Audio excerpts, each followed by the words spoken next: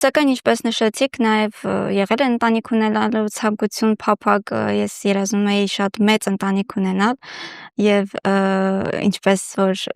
իմ ընտանիքն է բազմազավակ, որտեղ ես ծնվել եմ, ես տեսնում եի թե ինչ երջանկություն է, երբ որ մենք շատ ենք,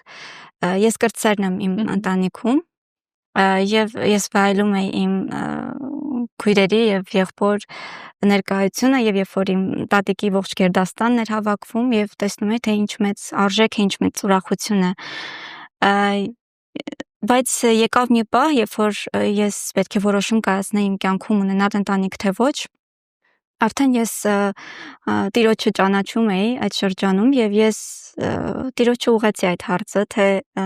ինչ է ընտրության առաջ եք կապել։ Այո, անշուշտ, թե ինչ է ինքը ակնկալում եւ թե ինչն է ինձ համար լավագույնը, այսինքն բնականաբար մենք բոլորս փնտրում ենք երջանկություն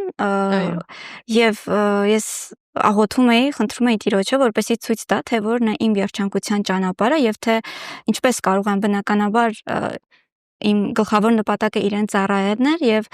այդպիսով նաեւ իմ երջանկությունը ունենալը։